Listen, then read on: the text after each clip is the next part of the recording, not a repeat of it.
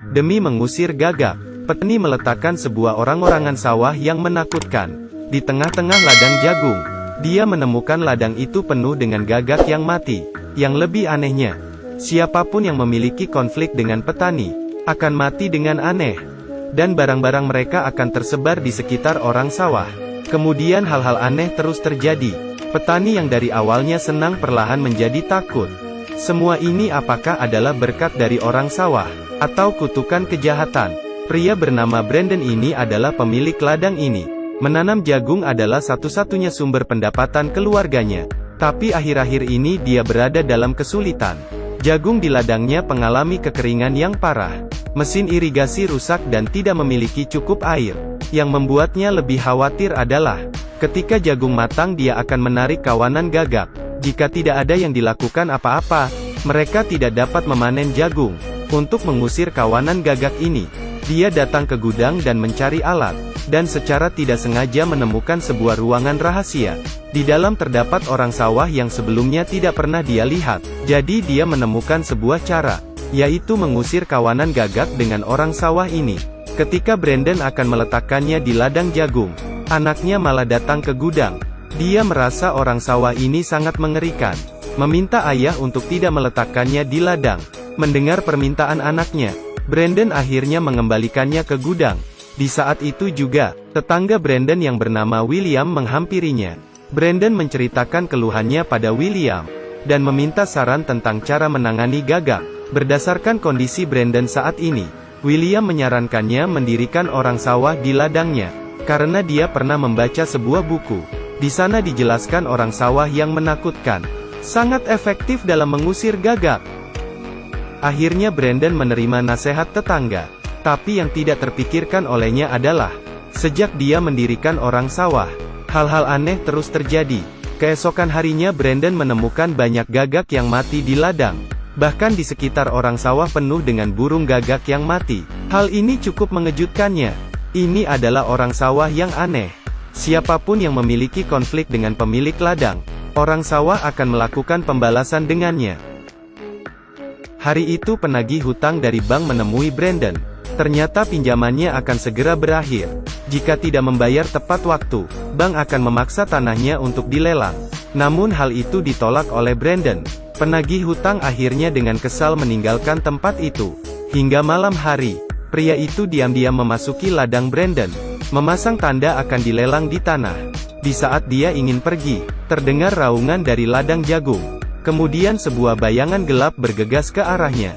Dia ketakutan hingga segera melarikan diri. Tak disangka dia lari ke jalan raya. Sebuah truk mengarah kepadanya.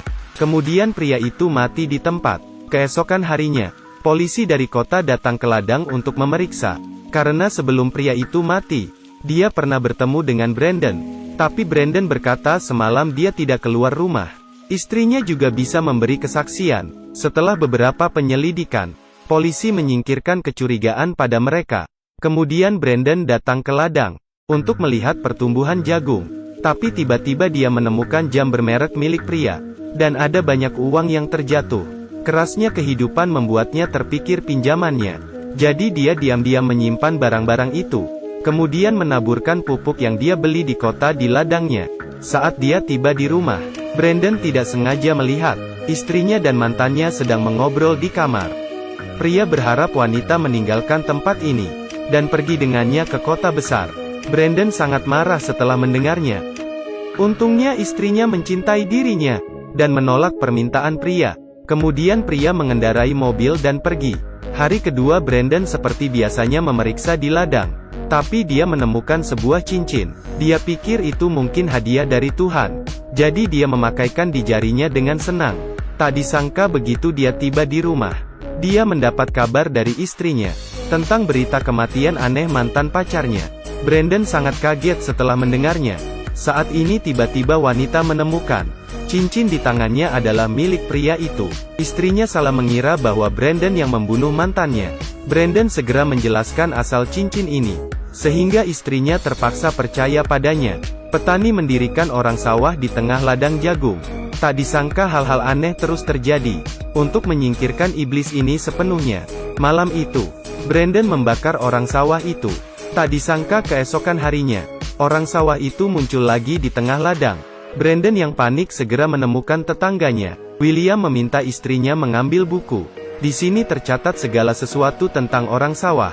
Ternyata orang sawah itu dibuat oleh seorang penyihir. Hanya dengan menempatkan dia di ladang, maka akan menerima berkat dari orang sawah ini. Jika petani mengalami masalah, orang sawah akan membantumu mengatasinya. Setelah mendengar itu, Brandon sangat ketakutan. Segera meninggalkan tempat ini. Tak disangka ketika dia tiba di rumah, dia bertemu polisi yang saat itu datang memeriksa. Untuk menjelaskan semua hal yang terjadi dekat-dekat ini, dia membawa polisi ke dalam gudang. Saat Brandon menceritakan semuanya, pasangan tetangga tiba-tiba muncul. Mereka tiba-tiba membuka kayu di satu sisi. Polisi tidak sempat menghindar, dan jatuh pingsan karena terkena kayu itu. Keduanya mulai menyalahkan Brandon, karena dia mengkhianati berkat orang sawah. Saat ini istri yang mendengarnya berjalan masuk, justru hanya melihat Brandon yang berbicara sendiri. Pasangan tetangga itu sudah hilang. Saat dia menemukan polisi yang terbaring di lantai, dia mengira suaminya adalah pembunuh. Mantan pacarnya mungkin dibunuh olehnya juga. Jadi dia dengan panik meninggalkan gudang. Untuk lepas dari cengkraman iblis Brandon, dia membawa kedua anaknya dan masuk ke ladang jagung. Dalam kepanikan anaknya berlari ke gudang. Tak disangka orang sawah itu menjadi hidup. Di saat dia hendak membunuh anak itu, polisi yang di lantai tiba-tiba terbangun. Dia berusaha menyelamatkan anak laki-laki. Tak disangka dia malah dibunuh oleh orang sawah. Beberapa waktu kemudian, Brandon dan istrinya akhirnya tiba. Ketika melihat monster mengerikan di depannya, istri baru percaya tentang semua yang dikatakan suaminya. Tapi Brandon bukanlah lawannya orang sawah. Dengan cepat dia terpukul dan jatuh ke lantai. Dalam momen krisis, anaknya menyalakan traktor di sampingnya, dan langsung menabrak orang sawah. Berhasil menghancurkan setan mengerikan ini. Keesokan harinya, sekeluarga menyeret tubuh yang lelah, meninggalkan tempat yang mereka tinggali selama beberapa generasi.